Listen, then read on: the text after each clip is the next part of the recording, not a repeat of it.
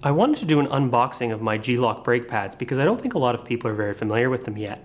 If you've been using or looking into high-end brake pads or track pads, chances are you've heard of Carbotech. Well, long story short, the two engineers behind Carbotech left and founded G-LOC Brakes. They offer very similar compounds, so why did I decide to go with G-LOC instead of Carbotech? I did some research, and on the forums a lot of people were saying that G-LOC had great customer service, excellent quality control, but most importantly, it was because if you live in Canada and you've bought Carbotech brake pads over the past few years, chances are you got them in a group buy that Frank Ewald of Ewald Performance would do every winter. If he trusts G-LOC brake pads now, and I trust Frank, then I'm going to go with the G-LOC pads. Even though you can save some money, you don't need to wait for the group buy that he does. You can order them anytime. So I emailed Frank, got a price on these pads, and placed my order. It took about 3 weeks for G-LOC to make the pads in the US and ship them to Frank in BC, and about a week for them to then be shipped to me in Ontario. So here they are. These are the front pads for my Mitsubishi Lancer Ralliart. GP530 is the brake pad code here, very similar to the FMSI numbers. And GP868 are my rear pads. Now, it was very hard for me to find quality rear brake pads for my Ralliart, so it was nice that G-LOC will custom manufacture their pads. As long as they can get the backing plates, they can put their compounds on anything. And if they can't get the backing plates and you have an existing set of backing plates, you can just ship them to them and they'll put the compound on those. I went with the GS-1 Compound, which is their street compound, very similar to the Carbotech 1521 compound. It should work very well at low ambient temperatures, and it shouldn't squeal the way a lot of the track pads will. But the most important thing is that the transfer layer that it will lay down on my brake rotors is fully compatible with their track pads. So I can just remove these pads, throw on a set of their track pads, and I'll be good to go. You don't want to use their brake pads on rotors that have a layer of pad material from another type of brake pad. So you either need to turn your rotors, replace them, or you can apparently even just use sandpaper to remove that old transfer layer, but I decided to go with new rotors. So let's take a look at these. Here we've got a warning, pads required bedding. Well, I would say pads require bedding, but okay. Instructions enclosed. There aren't actually any instructions in here, but they're available on their website, and it's a pretty common procedure for bedding in or burnishing brake pads. It's nice to have that reminder of how important that is, especially on pads like this that rely on that transfer layer. They've also included their phone number if you have any questions. Let's get these pads out.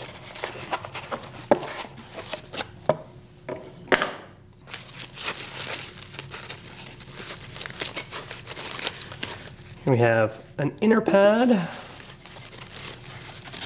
or rather that's an outer pad. This is the inner pad because this has the wear sensor attached to it. When the brake pads are getting low, this will contact the rotor and start making a squealing sound to let you know it's time to change your brake pads. And here's our other inner and outer pad for a complete front axle set. Now we've got a second one here with the wear sensor. This one's a little bit loose. This one's nice and firm. I can't quite tell how they've attached those on there. It's almost as if a screw that's being hammered down. So I'll have to deal with that. They're also painted red. Now this appears to be possibly spray painted on. There's a bit of overspray on the pad material. I'm not terribly worried about that. And as for the look of the pads, well, that's okay because I'm going to be putting shims on them anyway. These didn't include any shims, but the backing plates are designed that they will support. They've got a notch here at the top, 2 notches at the bottom, that a standard shim will go on that. Let's take a look at the rear pads.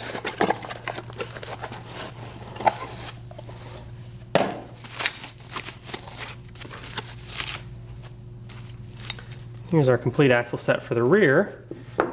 We've got the outer pads which have spring clips on them, the inner pads that do not. Now one of these is a little bit worn. I'm not sure if that happened in transit or if it was just made that way. I'm not too worried about it because that's an inner pad. I'm going to put a shim on it anyway. On the rear pads, these clips are part of the rear caliper design of my car. These will clip on and make sure that the pad stays with the caliper when the caliper releases. These will take a shim that just goes around the little metal posts that are underneath the clips. So no hardware included, except for the wear sensors that are on the front. The rears usually use a removable wear sensor. This is something that you can get in a kit that will also include the abutment clips from Rock Auto, so I've purchased that. And I'd also like to use shims with these. I wanted to get new shims and not reuse the older shims from my older brake pads. And I found that getting shims was very difficult. They were extraordinarily expensive from the dealership, and Rock Auto didn't offer them separately. So I ended up buying a set of cheap centric metallic brake pads that included shims, and I'll just swap those over.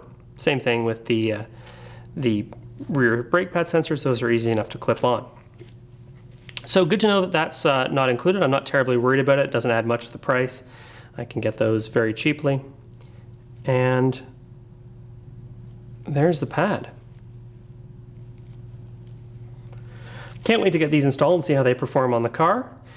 And if you'd like to get a set of your own, if you're in Canada, you can order them from ewaldperformance.com. If you're in the US, you can get them directly from G-LOC Brakes.